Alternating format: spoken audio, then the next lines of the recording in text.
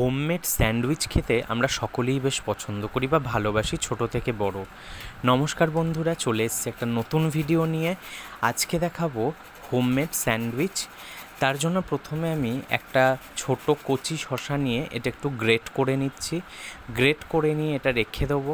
এরপরে একটা গাজর ভালো করে একটু গ্রেট করে নেব। গাজরটা গ্রেট করা হয়ে গেলে এটাও রেখে দেবো।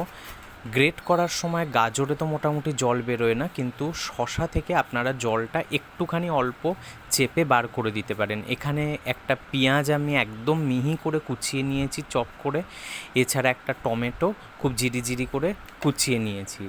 এরপর একটা বোল নিয়ে তার মধ্যে শসা, পেঁয়াজ, টমেটো আর গাজরটা দিয়ে দেবো। এখানে আপনারা ক্যাপসিকাম আর কর্ন থাকলে সেটাও অ্যাড করতে পারেন। আমার কাছে ছিল না, আমি তাই অ্যাড করিনি। ক্যাপসিকামটা দিলে বা কর্নটা দিলে আরও খেতে ভালো হয়। কর্নটা না দিলেও ক্যাপসিকামটা অবশ্যই দিতে পারেন।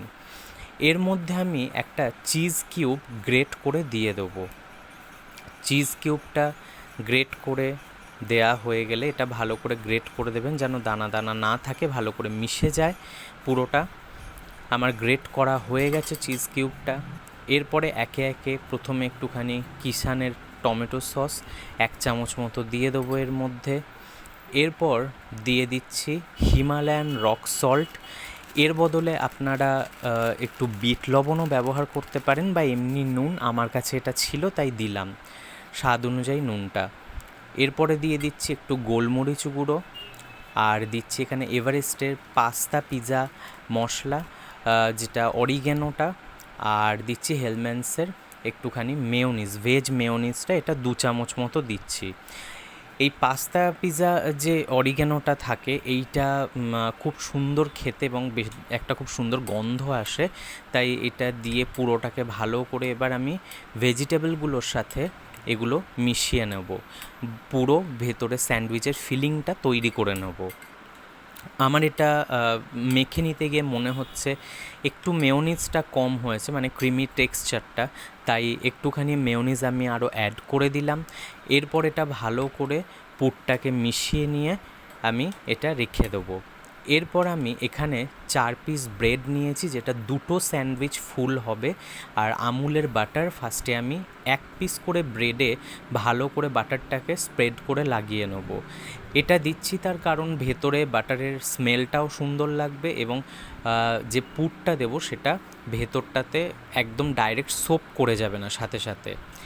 এরপর আমি যে ফিলিংটা তৈরি করেছিলাম স্যান্ডউইচের, সেই স্যান্ডউইচের ফিলিংটা পরিমাণ মতো দিয়ে, মোটামুটি একটু বেশি পরিমাণে দিতে হবে, তাহলে খেতে ভালো লাগবে। একটু বেশি করে এটা বেশ ভরে পুরো ব্রেডটাতে স্প্রেড করে দিয়ে দেবো।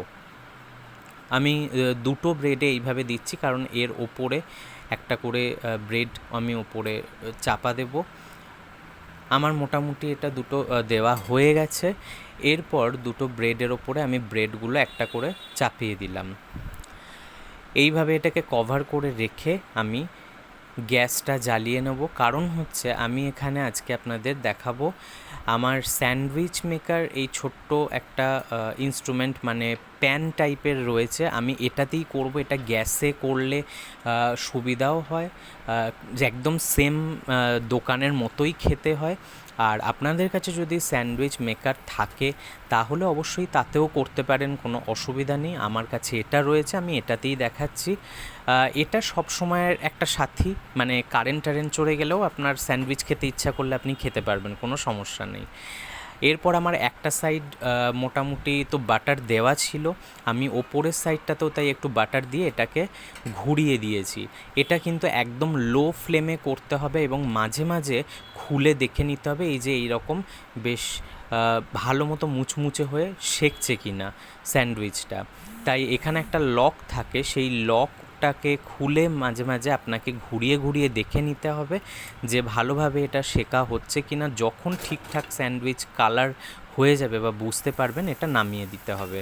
সেকেন্ড স্যান্ডউইচটাও আমি এখানে ভালো করে করব বলে বাটার দিয়ে দিয়েছি, দিয়ে একটা পিঠ দিয়ে দিয়েছি এবং ওপর পিঠটাতে আমি আগেই বাটার মাখিয়ে নিয়েছিলাম।